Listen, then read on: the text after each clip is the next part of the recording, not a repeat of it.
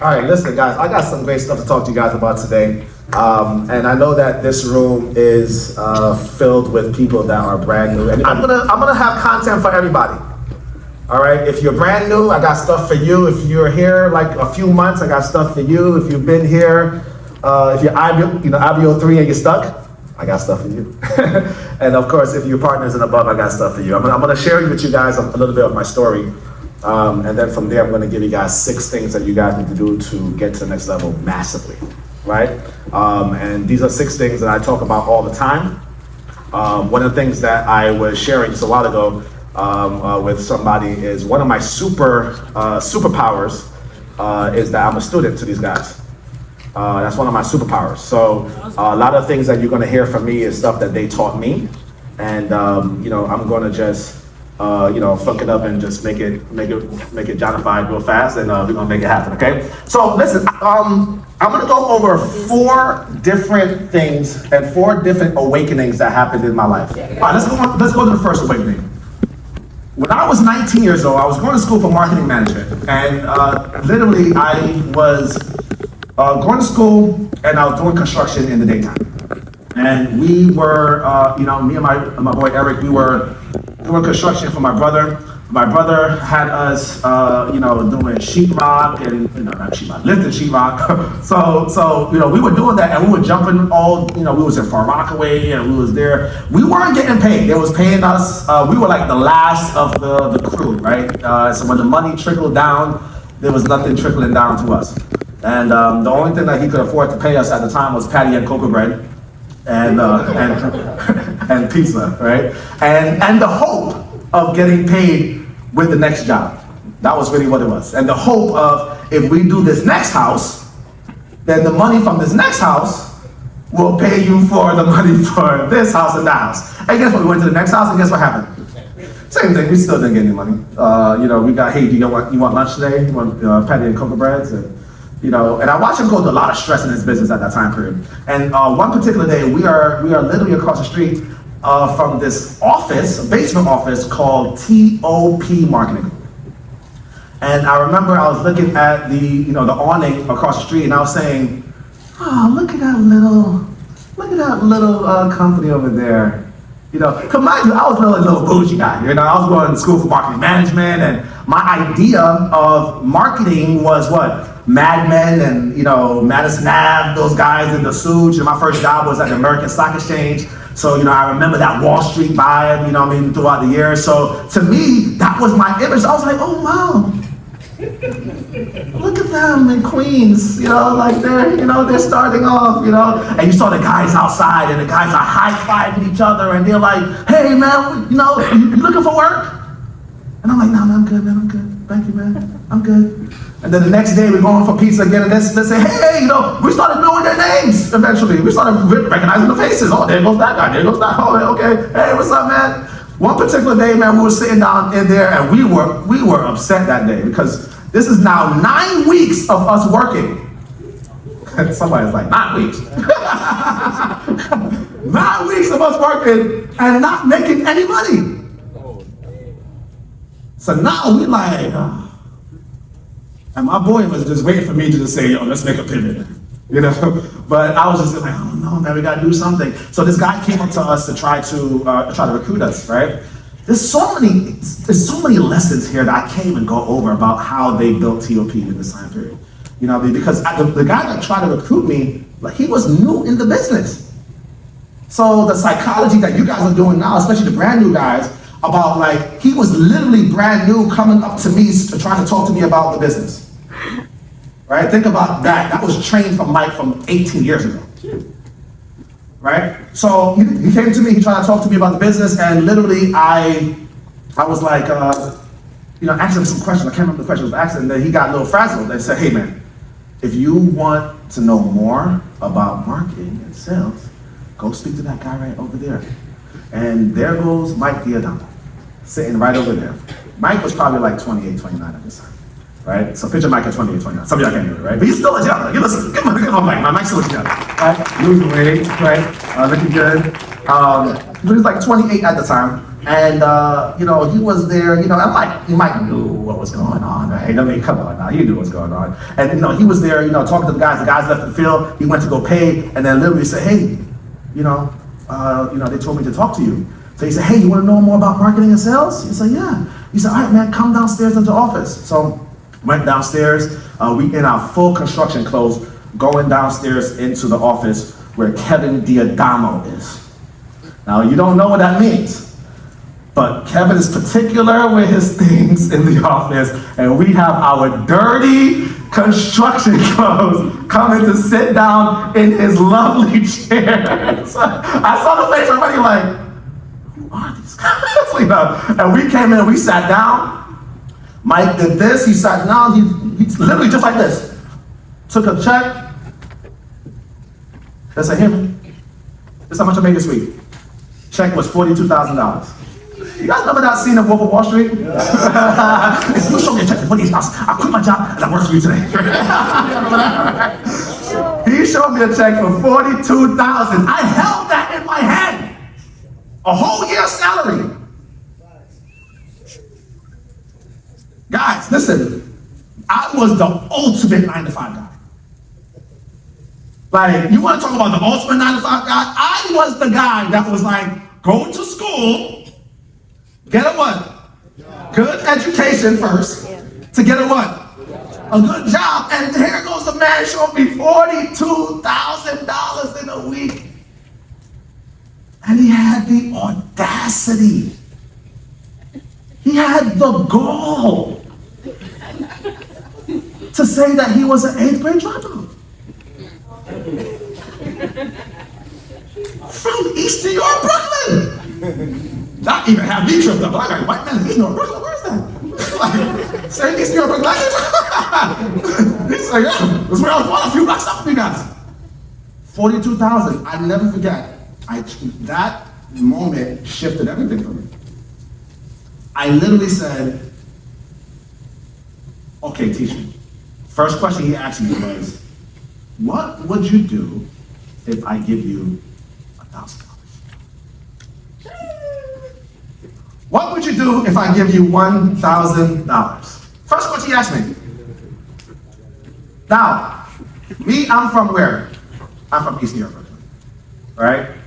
What would I do if I had $1,000 at 19 years old from East New York, Brooklyn? What do y'all think I would have done? Who said it? Jordans, fitted hats. You got a couple of big hats sometimes, FUBU. Right? Like somebody said FUBU. FUBU. FUBU, right? Rockaware at the time, probably Rockaware jeans. You know what I mean? Like, that's what I would have done. But this is a man that just showed me $42,000. So you gotta pretend to be what? Smart. You gotta pretend. Some of y'all know what I'm talking about. You gotta like put the best answer up here. So I said, you know what I would do, man? I would pay some bills and I would save my money. And the next words out of his mouth is, and that's why you will always be broke. Shifted everything for me. That's why you will always be broke. He literally said that there is people, let me show you guys know, some of you guys I know I do teach all the time, there's people that work from Monday through Friday. Friday comes to get what? Paid, and then when they get paid, they have different things they need to do. What's some bills they have to pay? Rent? What else? Lights. Car notes? Utilities? Food? Insurance. Cell phones? Daycare? Credit cards? Insurance? Somebody didn't say the big expense right here. Kids? Mike was talking about kids just now. Kids? Child support? Sheesh. That was a lady that said that too. She like, I'm still waiting for my money.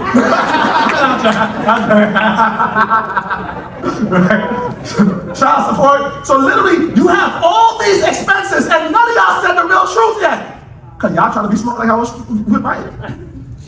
Y'all like to go hang out on weekends. Y'all trying to be smart like me. Come on now, don't lie to me. Y'all get a good check, y'all going out this weekend. Y'all going shopping. Some of y'all ladies look amazing tonight. Some of y'all look phenomenal. That is a check. Y'all took that check and did what you needed to do to make sure you come out here, right? So you got all these experiences. By the time Monday comes, guess what? Bro. Monday comes, you flat over again, you have to do what? Go back to work all over again. And Friday comes, you do what? Get paid again and do what? Have to have all these experiences all over again. Then Monday comes, you do what? You're broke all over again, and then you have to go work all over again, and then you have to do this all over again, and you have to do this all over again, and do this all over again. And then you go through the same cycle, and somewhere in that cycle, you say to yourself, man, I need another job. This is the reason why the hourly job is not designed for your happiness. You say to yourself, I need to find another job. So then you find another job, and you go on Facebook or Instagram now, right? Facebook and Instagram, and you say, thank God I found another one. And then literally you go right back here, you start working, and then you're working, and then you're working, and then you're working, and then you're working, and then you say to yourself, I gotta go back to school. Now somebody said, how about go like to nursing school? Don't get me started. All right. Some of these nurses ain't real nurses here. All right. Some of these they just want money. Give me some real nurses, the people that care. Hold on, conversation for another day. It's not funny this, right? Look at you like, that's good, right? Right? So literally, you go back over and over and over and over until you realize you're 72 years old. Then you are saying to your kids, you know, if I had to do it all over again, you know what Dios calls it? He calls it foolish wisdom. Man, the wisdom will come as you grow older. But at that point now, it's called foolish. You can't even do nothing with the wisdom you have now. All you're going to do is you're going to try to teach somebody what you could have done, and they won't listen to you because they know who you are, player. You thought they listened to you based on what you say? They listen to you based on what you what? Do.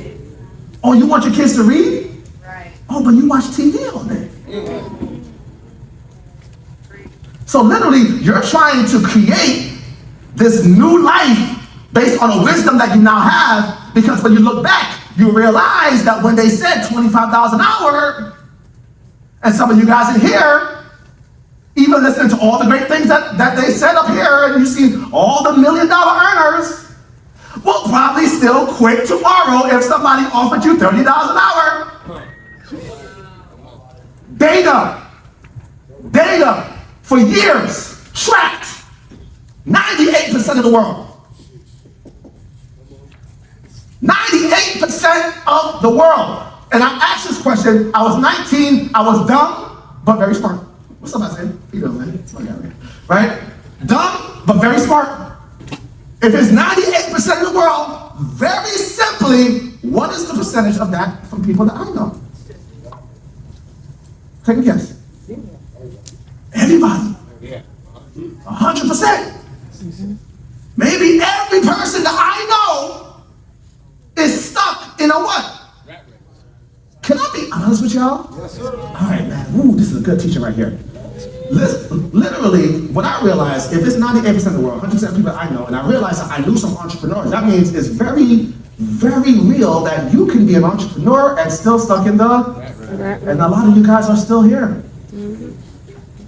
In this room, but treating TOP like this. All you're gonna do is you're gonna just look a little bit more bougie in front of your friends. But this is a mindset, guys. So literally, I had to realize that every data that I was brought up on was wrong data. I could not trust my thinking. I could not trust myself. I couldn't trust what I was saying to myself, because whatever I'm saying to myself allowed me to be broke. This is why I say, how did that thought process lead you? How was that? Was that good for you? That was great, huh? Do you know anybody that's successful in your family? Do you know any friends that you see that's $1 million earners? So what makes you think that you're gonna be the one? Simple question. Do you know anybody outside of Mike and Kev? Don't talk about Mike and Kev. Anybody that are $1 million earners that you talk to on a consistent basis? The answer is no. What makes you think you rich? Serious question, right? You obviously have to break a mindset. You have to get to that point where you realize, I can no longer think the same way. So, this was one of the major lessons he taught me that day. Because what I started doing was, I started looking at everybody I know. And I started saying, oh man, they blew. I'm like, man, they love me, but they broke. So when Mike was done, it was a 4-hour conversation, guys, that day. 4-hour conversation that led me to go knock doors in the boogie down Bronx. Anybody from the Bronx? All right, you from the Bronx, man? Jesus, I'm sorry. Right? Everybody from the Bronx, though? You from the Bronx, right? Oh, I'm sorry. So I had to knock doors in the Grand Concourse. Because NT wasn't all over New York like it is. We only could work a little part of Queens and the Bronx. That was it. So we had to go, like Mike would do these long teachings, right? Teachings would go, like he would talk about bank fraud and it was just very heavy. We'll be learning about the FBI, like, yes. Oh man, forget the FBI, man. We gotta take this over, right? And then 2 o'clock we had to go, 2 o'clock, we had to go all the way to the Bronx and succeed. My friends told me to do what? Quit. My family told me to do what? My mom told me to do what? My mom's boss was paying for my college. Writing a check, paying out of pocket. Think about the embarrassment. My mom's going back to work. Like, yeah, no, my son dropped out to go knock doors in the Bronx. My mom wanted to strangle me. You know, my sister, she told me before she passed away, she said, John, I was mad at you for years. She told me, I was like, I don't even know.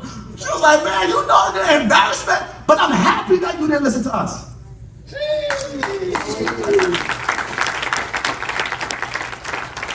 My mom just told my son that just last week Sunday. Come on. Just last Sunday, she talking to my son and she said, you know what? There's certain times as a parent, you gotta step back and just watch the son. Oh. And she said, thank God I stepped back. Because I was not really rooting for him for this. But what it was just her data was off. Her data is off, so she has to guide me based on what? Her data. That was my first awakening. Now, obviously, Mike and Kev, can you come here real fast, Mike? Now, what I will also do is I would take $1,000 and I would sow it into these guys' lives, right? This is not a lot of money for them, but this is a seed I want to plant to you guys. Because I believe personally that what God has for you guys is going to spread into so many more people. And, you know, TTS, TOP, all of us, the industry, everybody is going to be blessed based on what you guys are doing. I know that wholeheartedly. I am loyal to you guys more than anything that you guys can even imagine. Deal, no deal, it don't matter. All right, I love you guys and I want to sow into your life. I want to thank you guys for everything that you guys do for me. I love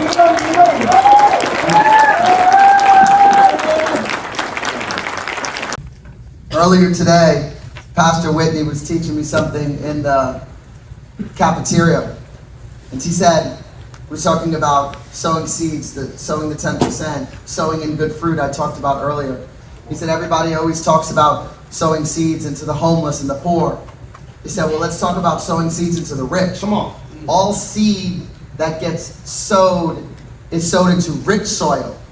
So this is something people don't talk enough about. He said, so Mike, I want you to start to focus on sowing seeds based on where you want to go. He said, sow where you want to go. He had no idea about this. He wasn't in the building at the time. We just came up here and did that. There's no prep on that. I've never ever lied to you guys in BS. That authentically just happened. Let's That's go. amazing. So, whatever that means, I just wanted to go ahead and testify that. Positive? Positive. I also told him earlier, you were the first person that ever took me into a Christian church. Right. And I looked over at you. Like, whoa. Yeah. Yeah. I was like, this is called charisma. Yeah, charisma. Yeah, it's charismatic church. Yeah. Man, let's get it for these guys again, man. That's even just so awe to hear because, man, on my way here, man, God told me to sow into their lives. Wow. Like I was driving, I was like, man, whatever's on them is going to really flow into all of us. Wow. And you got to plant the seed into good soil. That's literally what I was hearing as I was driving. Wow. I was like, you got to plant seed into good soil. Like people trying to figure out what they can get from them. I want to figure out what I can give them. Wow. You know what I mean? Like I already told both of them, I said, I'm taking you out to Italy next year. Like I said, oh me! Wow. I said, I'm taking you out. You know what I mean? Like for me, like I am grateful for just even that one day. This is why y'all hear me say, they don't have to do anything for me again. Like I'm telling y'all, they don't have to do anything. I think like some of y'all's conditional. Some of y'all conditional. Like if they didn't say something I like, took me to a fight another deal and go with Stickle. They don't have to talk to me ever again. I'm loyal to them for the rest of my life. I told my son, I said, God forbid anything happens to me, son, make sure that you get deals from TOP. So make sure Mike and Kev. I want them to become multi-millionaires alone from Jon Manning. Pastor. Positive? All right, let's go to awakening number 2. All right, so this is my awakening number 2. So this right here put me on the journey of entrepreneurship. This first awakening with Mike put me on the journey to know that I will never, ever go back to a 9-to-5 job. But I struggled throughout my whole 20s.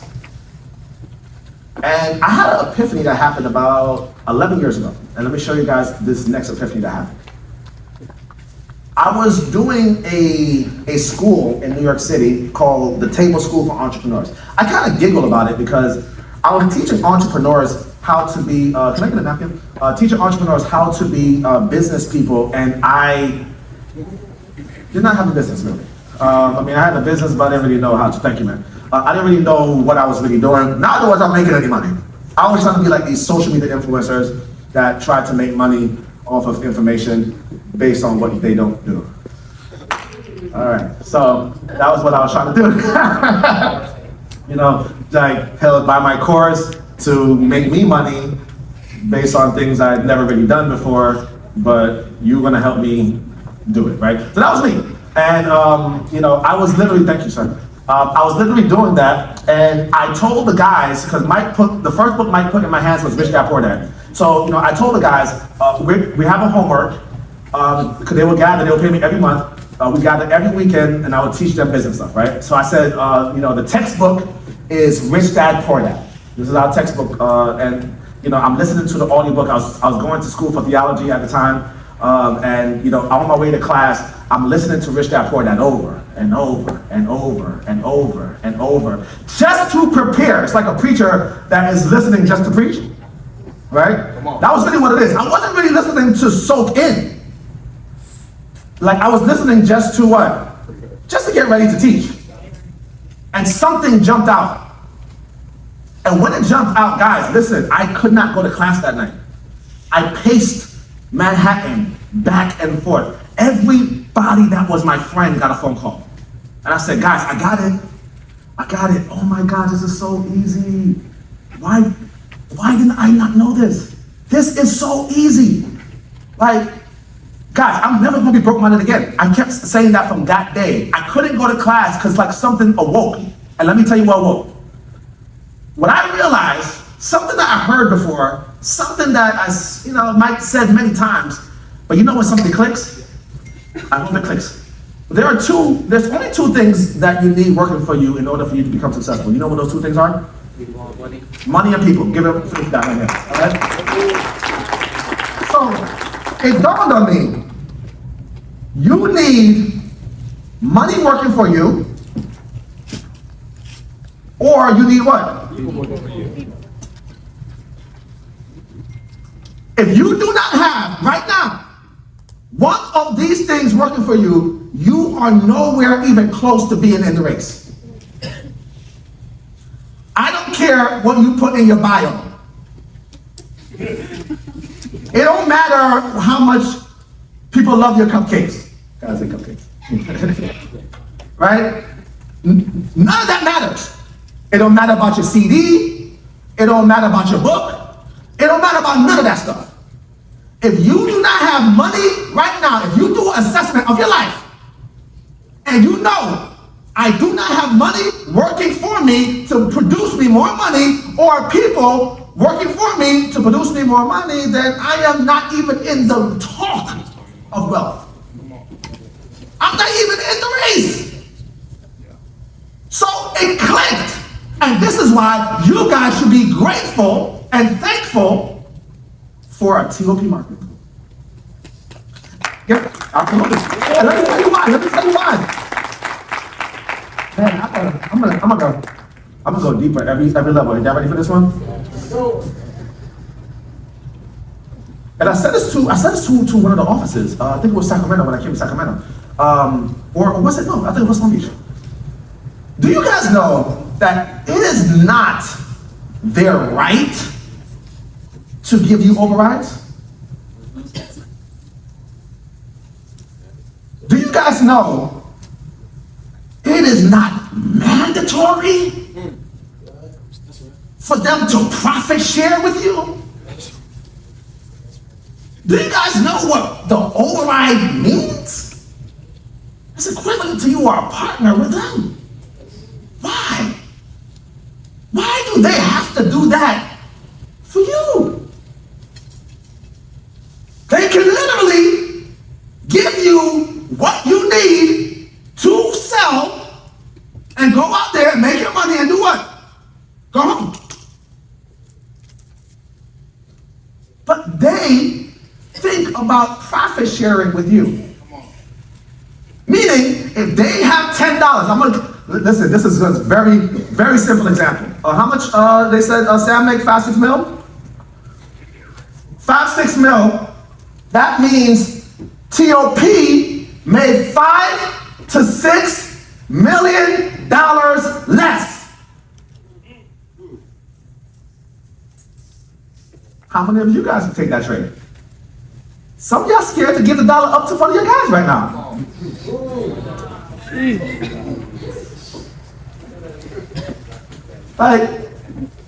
Like all the money that y'all told, oh yeah, we made $500,000. No, that's $500,000 less coming from them. They don't have to do that, guys. What they're doing is giving you an opportunity to join the race. Yes.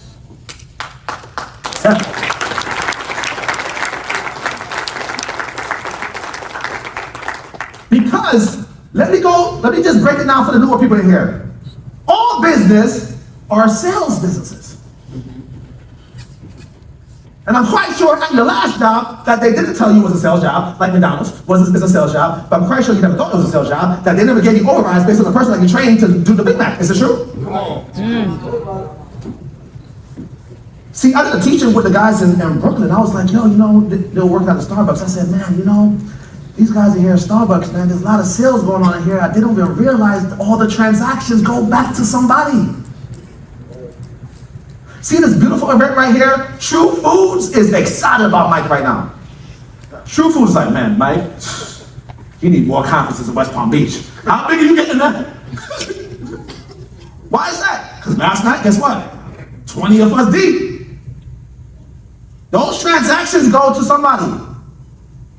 In this, you have the opportunity to join in to the BDP and build people, so you have the opportunity to make money off of the efforts of somebody else. If you are not even thinking about that, you are not thinking right. I'm going to say this again for the people in the back. Yes. If you are not thinking about that, you're not thinking right. If you're not processing, how do I build 30 people right now so I can make even $5 off of all their sales? You ain't thinking right.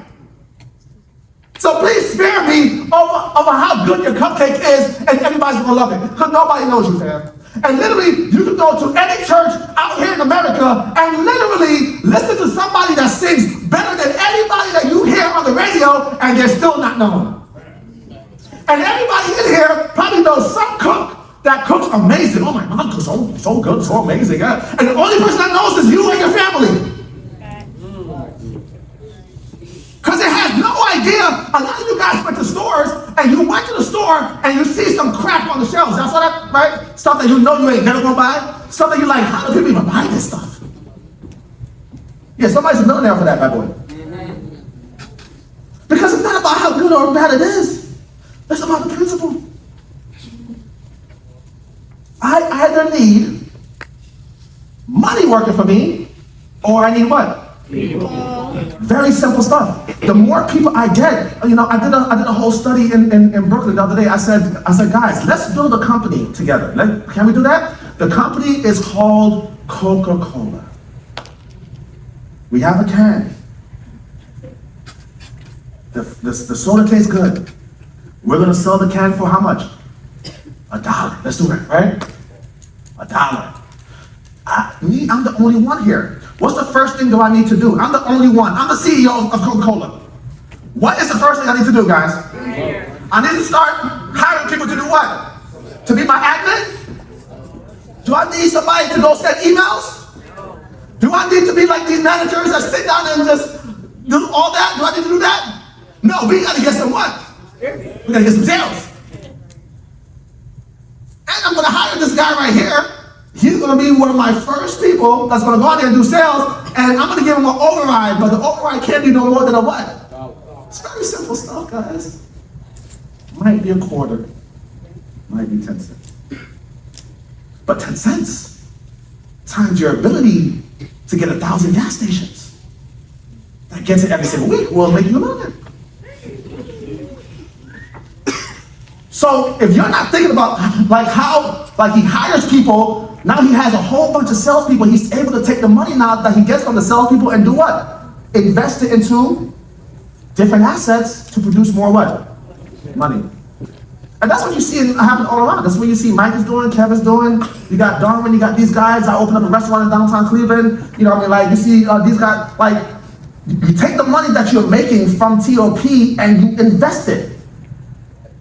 You invest it. You take it and you do what? Invest. You take it and do what? Invest. If you don't have the money to invest, you need to do what? Get more people. Okay, thank you. I was wondering. Like if you don't have the money to invest, you need to do what? You need to recruit.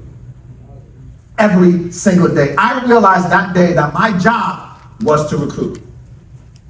My job was to hire people. That was literally the epiphany that happened, that I said, oh, I will never be broke-minded again, and I have not been. Here goes my third epiphany. Let's play something for these guys for my third epiphany. I'm not as serious as yours, Asher.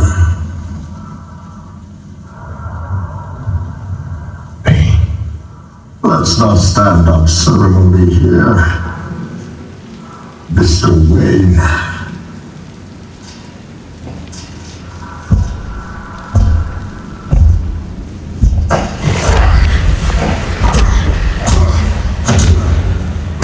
Patience cost you your side. Victory has defeated you.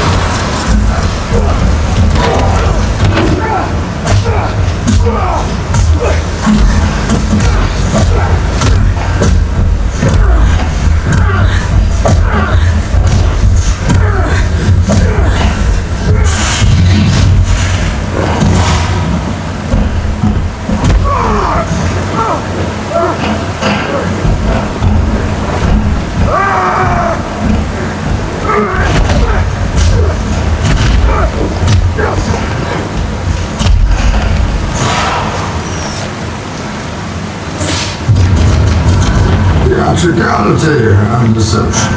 Powerful agents to the uninitiated, but we are initiated, aren't we, Bruce? Members of the League of Shadows. And you betrayed us. Yes, you were asking for a gang. By a gang of psychopaths. I am the League of Shadows. I am here to fulfill Ra's al Ghul's destiny.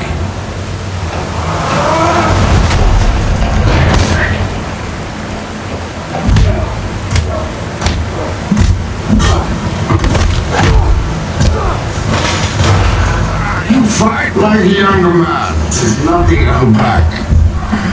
Admirable, but mistaken. Oh, you think darkness is your ally? You merely adopted the dark. I was born in it, molded by it. I didn't see the light until I was already a man. By then it was nothing to me but bright. Shadows betray you because they belong to me.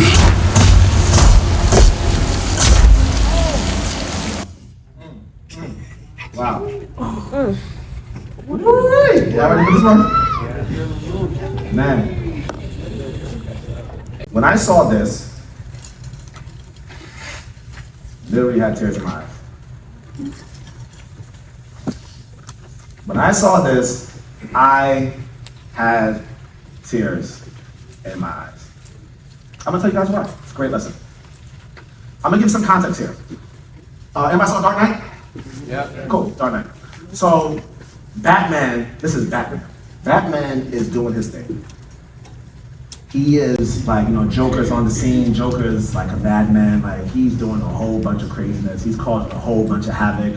And Batman is just doing his Batman thing, like what we always grow to see Batman doing, right? And he's figuring out, and at the end of Dark Knight, he finally gets Joker, like how we all thought he would, and of course, he rides off in the sunset on Dark Knight.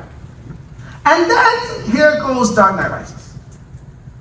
And Dark Knight Rises starts off by letting you know that Batman has been off the scene for 7 years. Now, one of my prayers is to not have the wisdom of the people of Gotham, because Batman and Bruce Wayne has been away for 7 years and they still can't figure it out. But I never understood that. Like, fact, they both are away for 7. They both come back on the same day. Y'all still don't know who Batman is. But anyways, so Batman's been gone for 7 years. Hasn't done anything for 7 years. And literally, Bane comes on the scene, and Bane is built.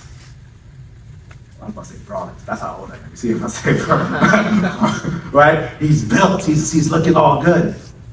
Batman saw Bane, and in his mind, he said, okay, I'm just gonna put on my Batman outfit, and I'm gonna go, and I'm gonna be Batman. And he runs, as you just saw, to Bane, and threw the punch, and what did Bane do? Catch it. And said, these has cost you your strength. Victory have defeated. Victory have defeated. Let me tell you what that means to me. You guys heard the story. Mike told me to go to Cleveland, right? We went to Cleveland, started W3, started W3 movement. And man, we had momentum from jump. I mean, Mike was in Cleveland, right? Something. And then Jon Manning was here after too. Yeah, that was something. But Mike was in there, right? So, major momentum.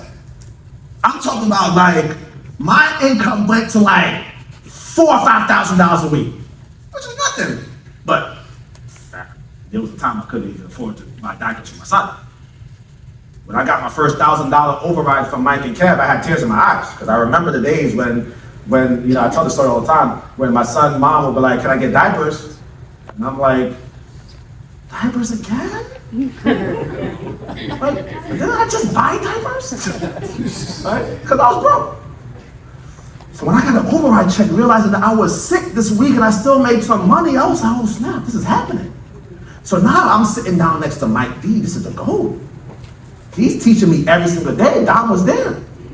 Every day we ended up Italy getting fat. Right? Fat and learning. Right? We learning and getting fat. Right? That's the biggest we've all probably been. Right? But major momentum happening. Like we went from Cleveland, Georgia, West Palm, Detroit.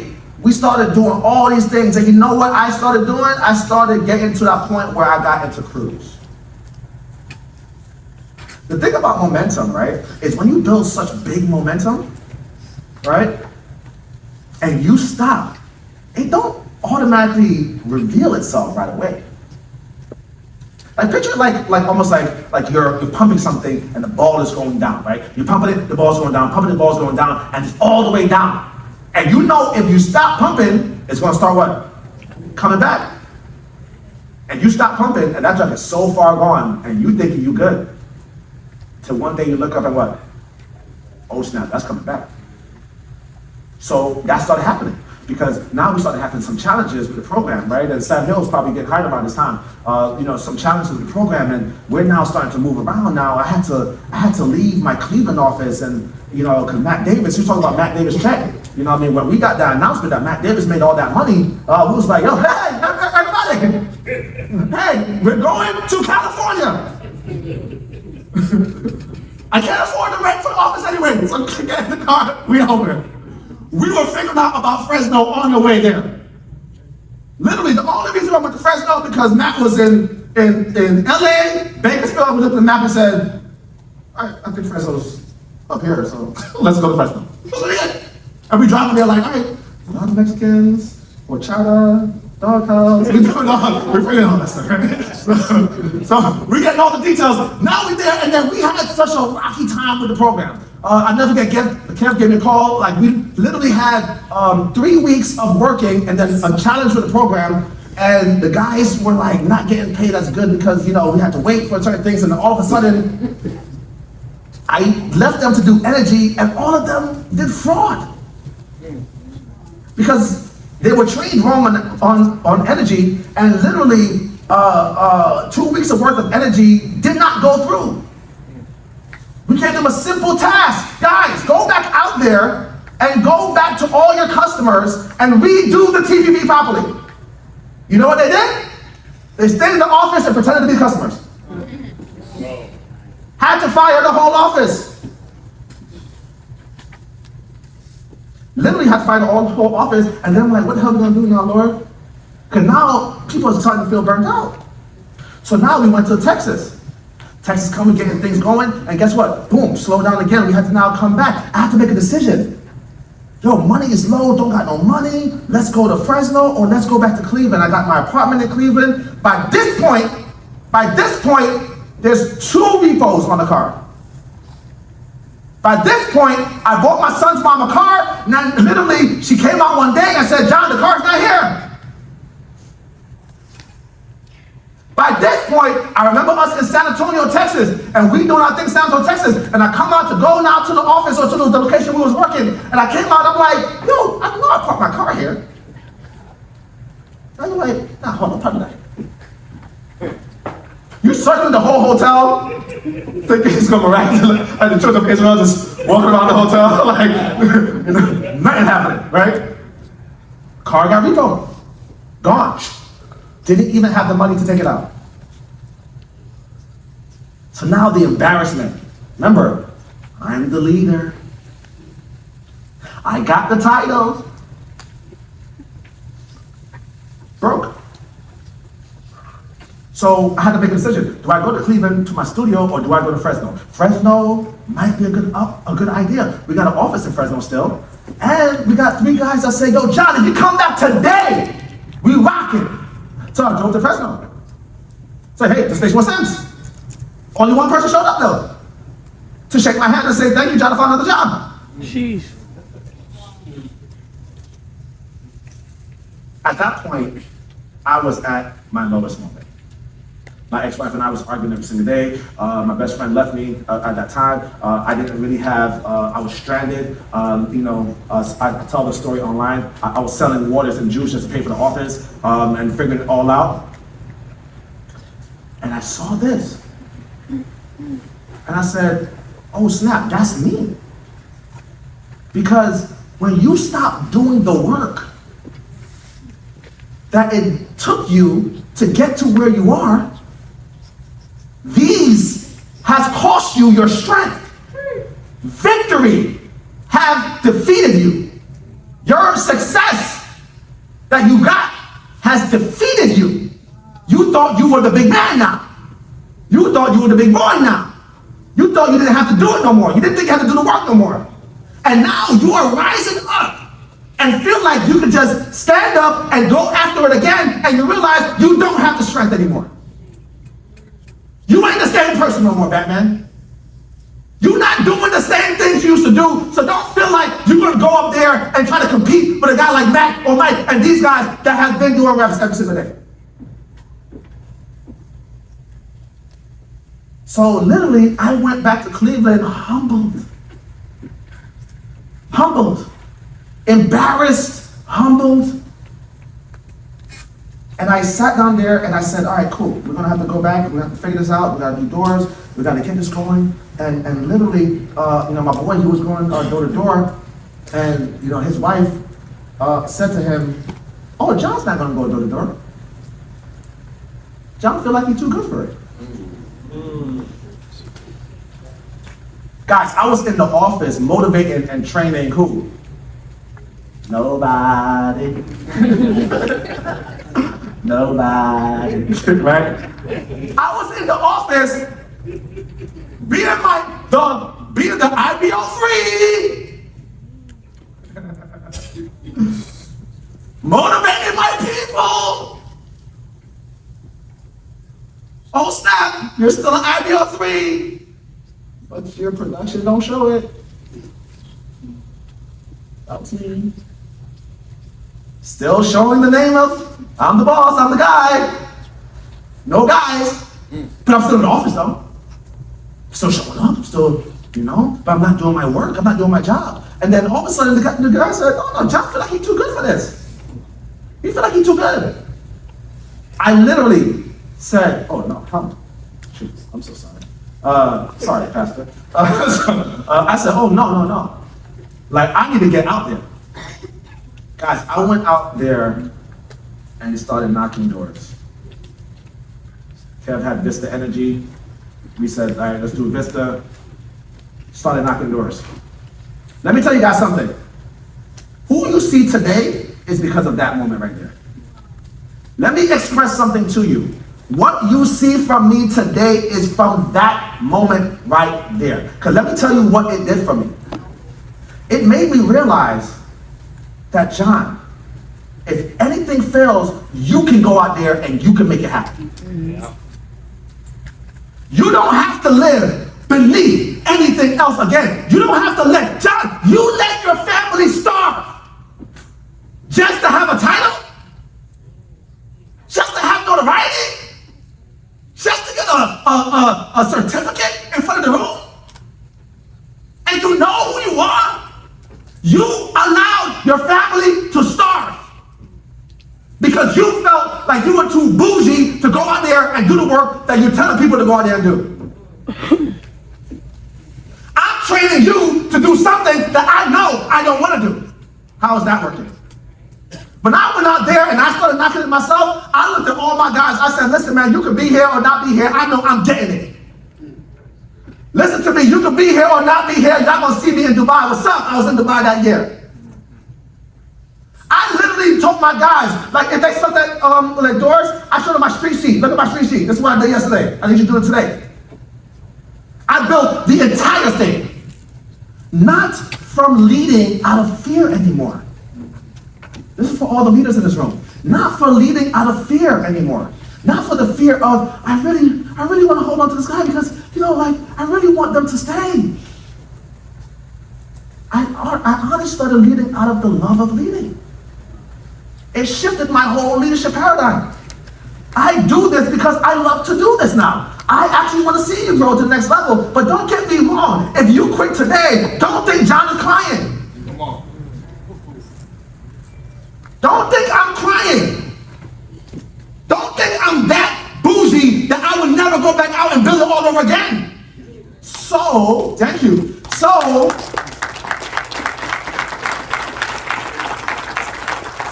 it made me bulletproof.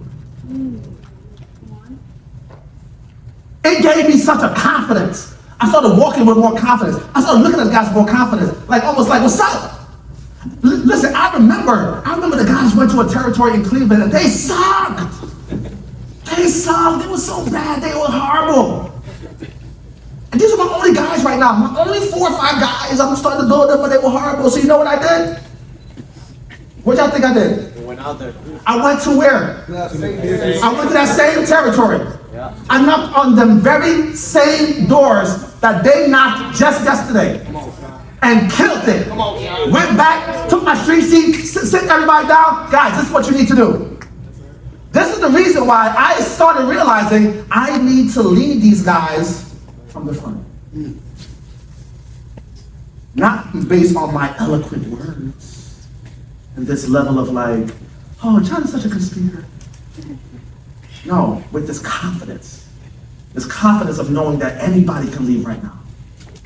I went through the worst betrayal I've ever experienced in my entire life in my series. Never, I don't think I will ever go through a betrayal like that. It blew up my entire company. Blew it up! Boom! Blew up my entire company. Crazy story, can't even tell it, it's so crazy. Danielle was there. Did I have any type of fear? L'Oreal, did I have any type of fear? No fear. No fear. My top guy. The top. Brother made like $400,000 or $500,000 profit last year. Gone. No fear. Nothing. No fear. This year was one of our best years we had in business. Get up.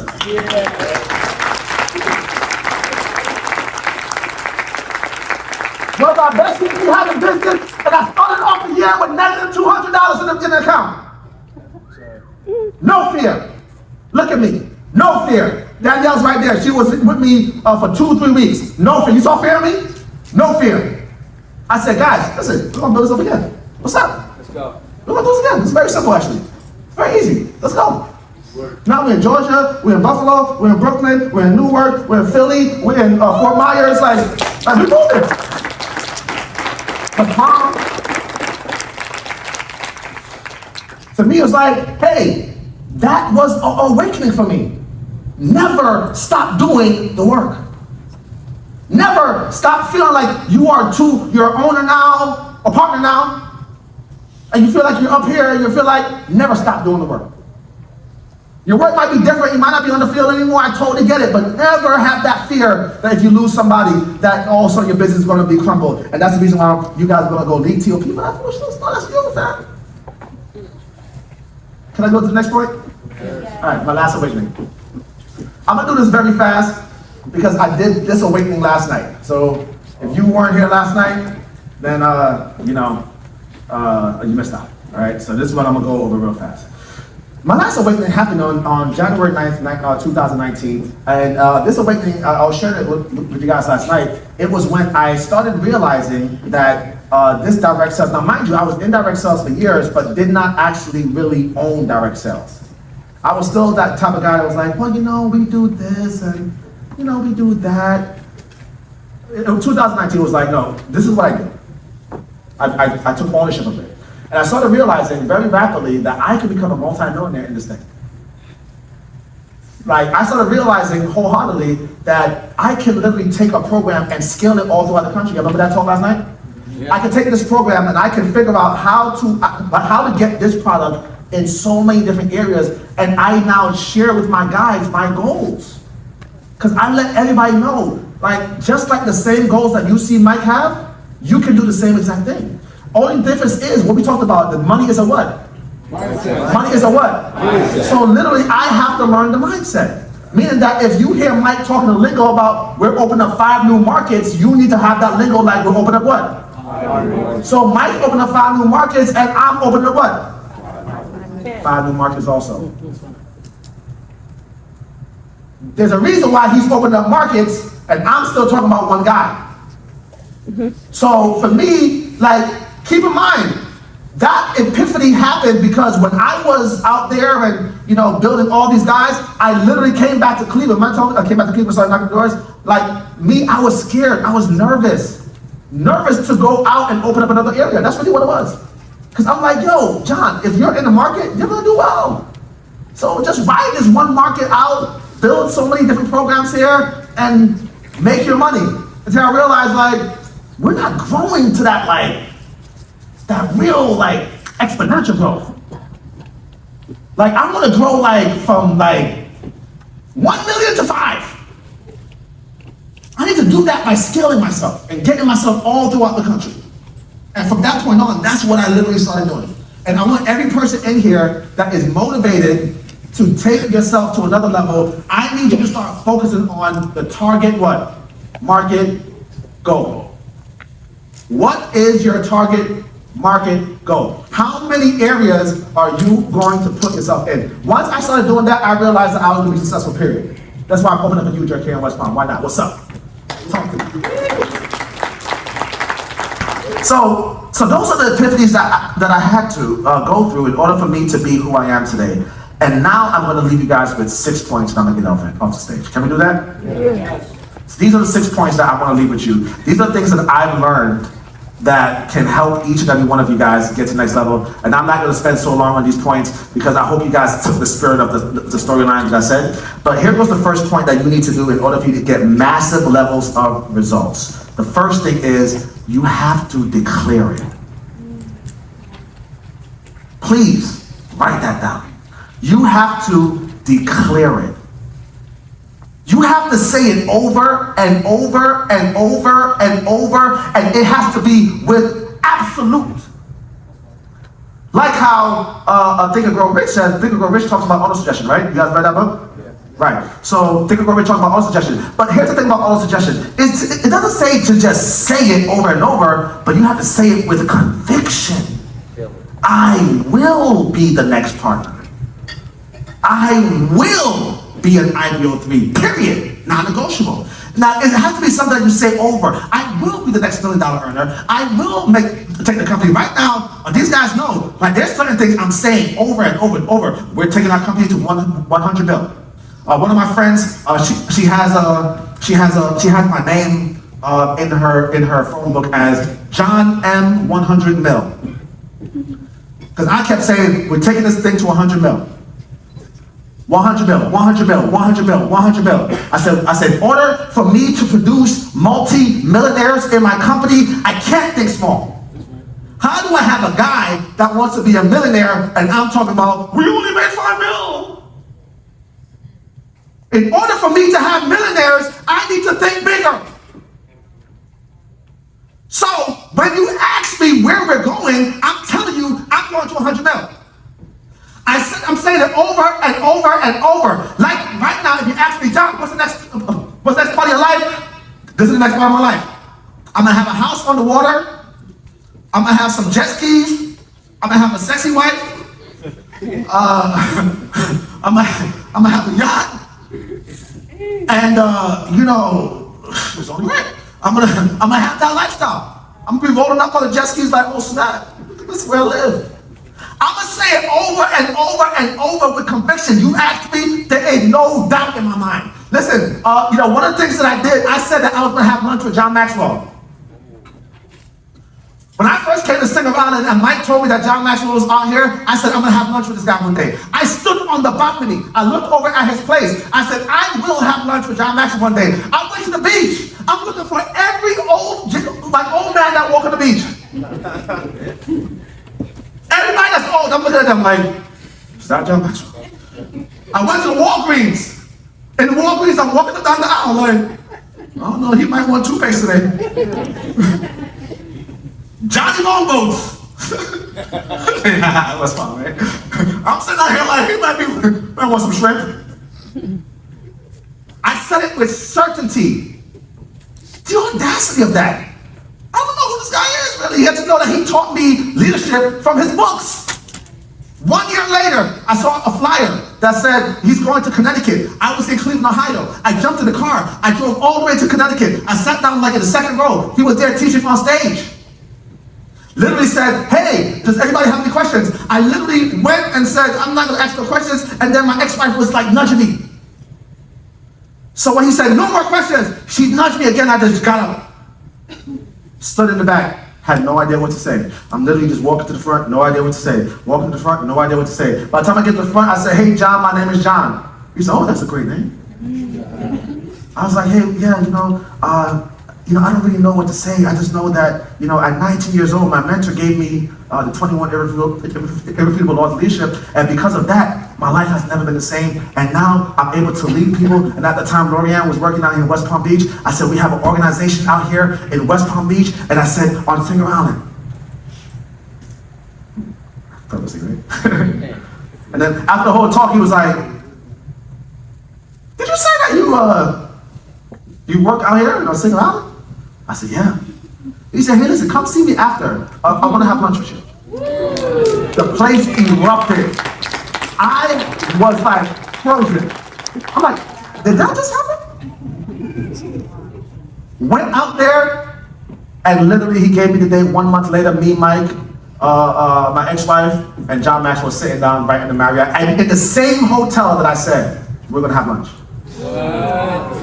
Not another, in the same location. I'm standing in the Marriott, and 1 year later, in that same Marriott. One day I said, I'm gonna have a restaurant in downtown Cleveland. I'm gonna have a restaurant in downtown Cleveland. 1 year passed, I'm gonna have a restaurant in downtown Cleveland. Like, hey, John, what you gonna do? I'm gonna have a restaurant in downtown Cleveland. I used to go in front of the guys, we're gonna have a restaurant in downtown Cleveland.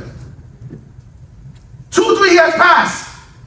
And then one day I said, if I don't have a restaurant by the end of this year, I am not talking about this again.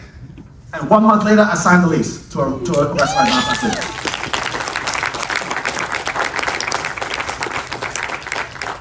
When you speak with absolute, and you say it over and over and over, and you, like, because to me, I'm here speaking for myself. You don't have to believe it. You don't got to believe nothing. But right now, I'm like, hey, listen, what can I get? Second point. What you need to do, like after you declare it, is you need to, and this is what I call cheat code. Everybody knows what cheat code is? Some of y'all follow me online? Get a mentor.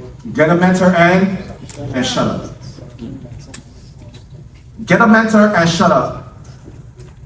All right, so who wants to know how to cook? Raise your hands. Okay, cool. So let's say you said that I want to learn how to make oxtail. You said, Jonathan, you Jamaican? Right? And I said, yeah. And they said, yo, teach me how to do oxtail and rice and peas. I have never made oxtail and rice and peas. Butter beans. Why do you want to learn from me? That's how a lot of us treat our money, by the way. You go to people that you listen to them and they don't know how to make money.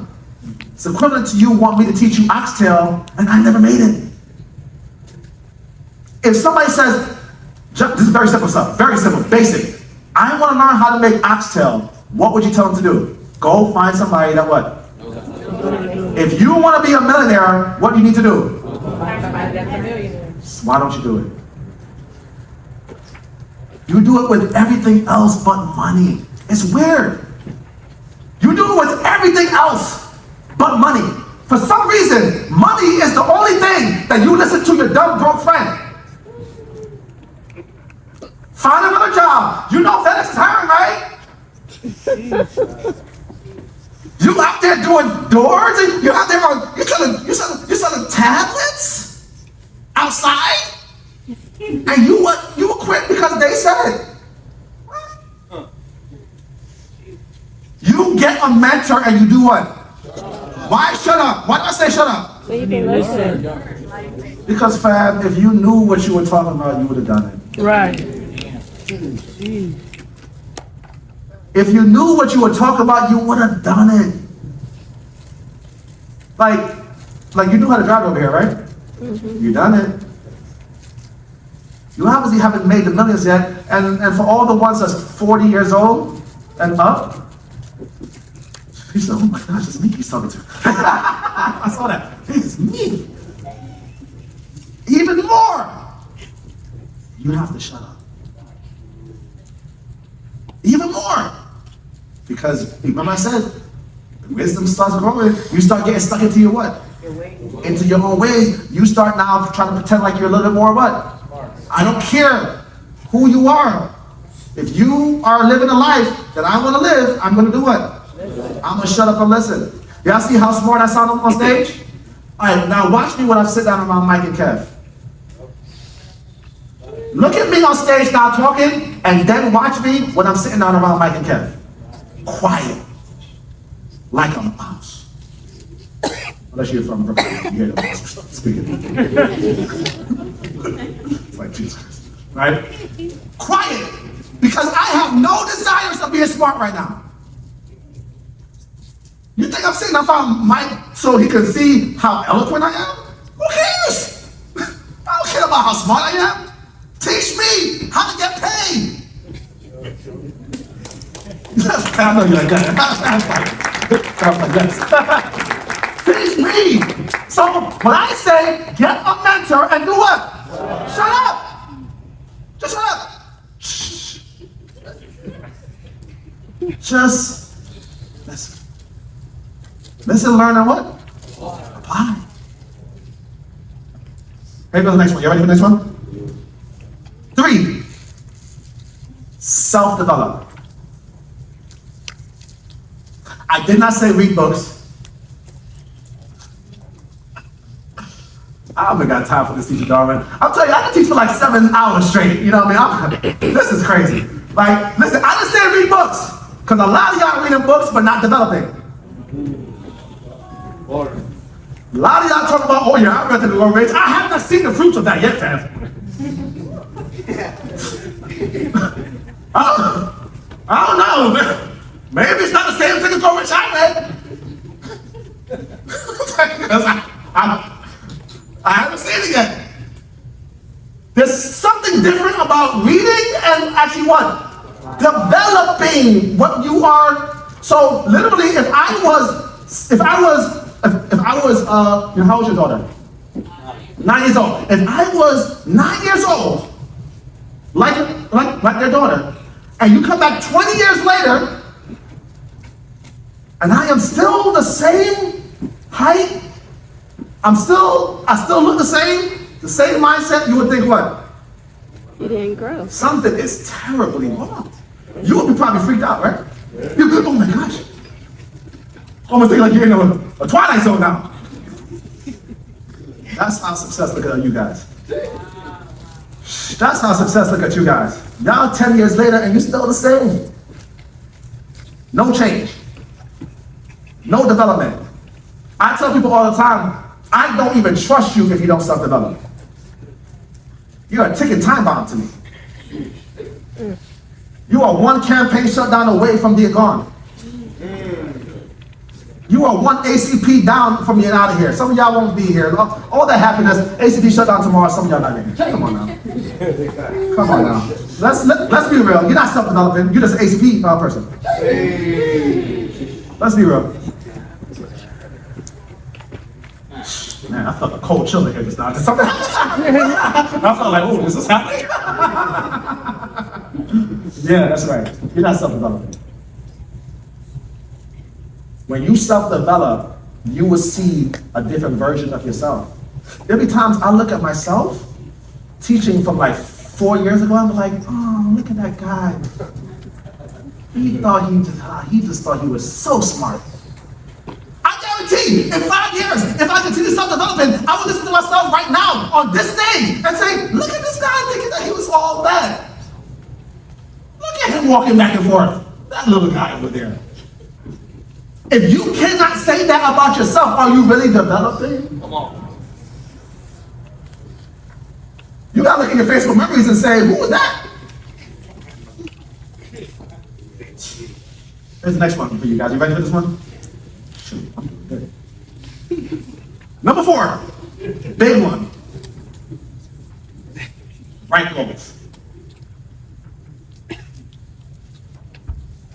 I can bet every dollar in my bank account, majority of this room don't write goals.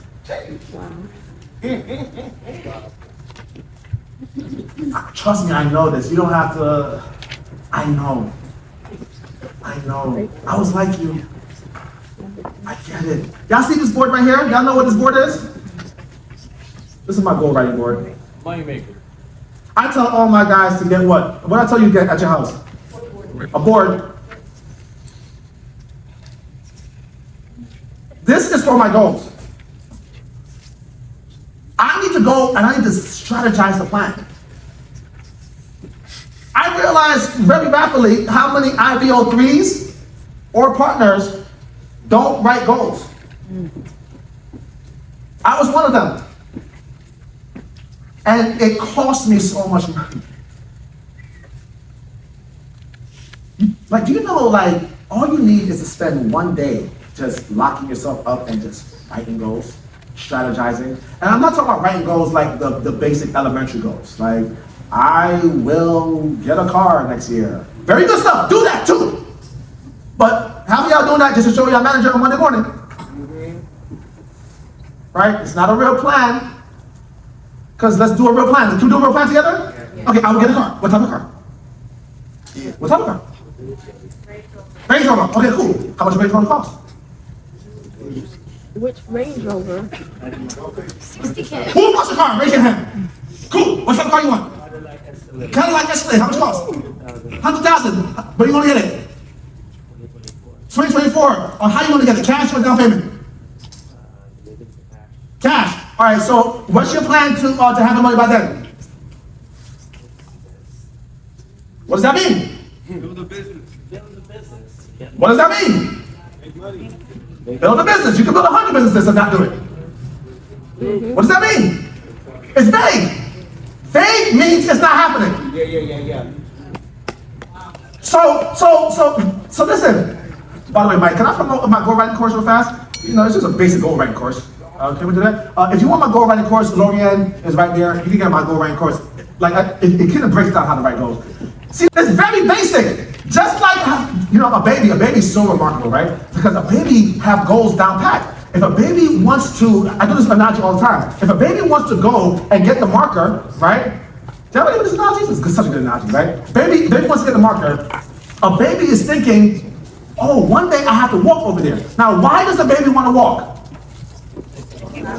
No, why does the baby want to walk? No, guys, y'all gotta go deeper with this. Why does a baby want to walk? You see others walking? Because everybody else is walking. The baby wants what everybody around that baby has. Proximity is important. If the baby stood around people that did not walk or talk, it would take them long to actually know what they could accomplish. That's the reason why a lot of you guys aren't millionaires yet. Because you are not around the right people that will make you know what you can actually accomplish. The baby from the jump is seeing people walk back and forth all day long. Walk back and forth all day long. And all they're saying every single day is what? One day I will do what? Walk. I'm going to walk because I see everybody else what? Walking. So literally, one day I get up on my feet and I do what? I fall down. And while you're taking pictures, they don't care about your pictures. They're not standing up and walking for you to take a picture. You think they care about your picture? You're like, ooh, yeah, I think they walked. Their focus is what? Left foot. Right foot. Let's try it again.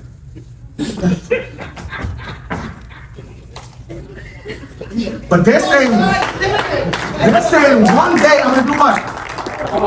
One day I'm gonna do what? Because I see everybody else what? Walking. So they get up and they do what? And then do what? That's how you have to write your goals. If your goals is not that plain, you're not doing it right. Number 5, get to work. So when you finish writing your goals, you sit down with your mentor, you know what you want, you've been declaring it, you actually need to now do what? Take immediate action. Take immediate. Right now, when you guys leave this event, what you need to do? Immediate. Immediate. Listen to me. If you don't take action within the next 2 weeks, everything you learn this weekend is going to be a waste. If you don't go leaving this and go right to go writing and right to action and right to how do I, everything you heard will eventually start fading away day by day. And the old you will come back out. You have to get to work immediately. And not the work that you were doing.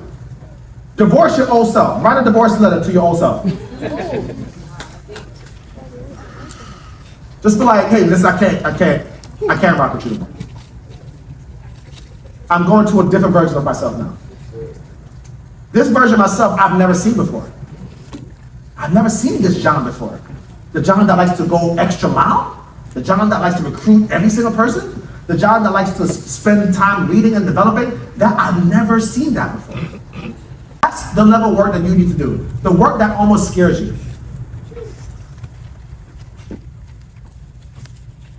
And the thing that you have to do is very simple. Get around people that's working, all right? If you get around people that's working, I would suggest everybody to leave out here and get an accountability partner.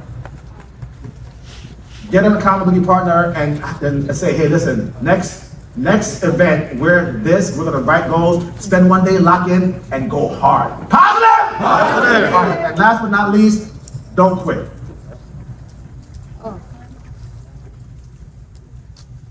Let me close out with this. Don't quit ever.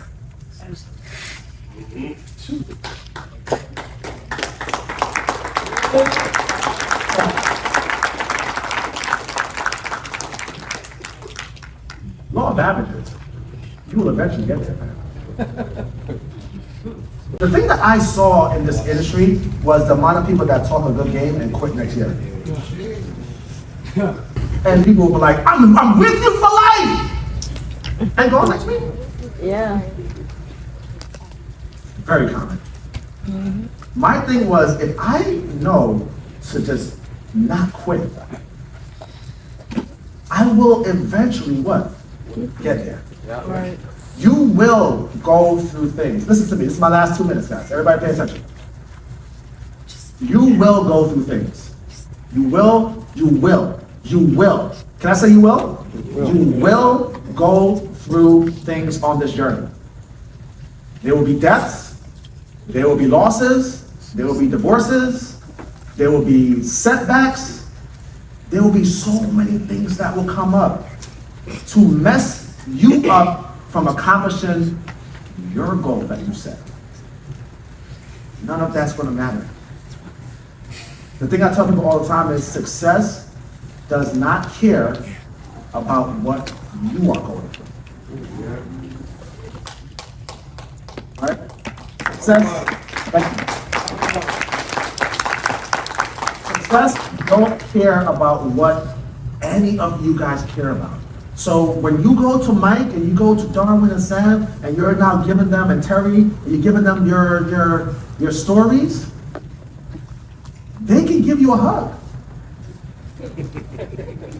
But they're not success. Success don't care. You have to actually continue what? Going after it. So what I will say to you is, with that mindset, go after it. If you never see me ever again, if you never hear from me ever again, do not forget this part. If you don't quit, especially the new people in here, on days you want to quit, because those days will come, and those six-figure earners in here, don't think that those days won't come that you might not want to quit either. If you you don't quit, you will get the opportunity to experience a life that you always dreamed of. And that's what I want for everybody in here. I want you to live abundant. That's right. He wants you to live above, beyond anything we can ask or what. Think That's right. or imagine. I want that for each and every one of you guys, that you have to want it for yourself. You gotta look at your kids and say, listen, I'm so sorry I didn't go as hard, but as of today, Come on.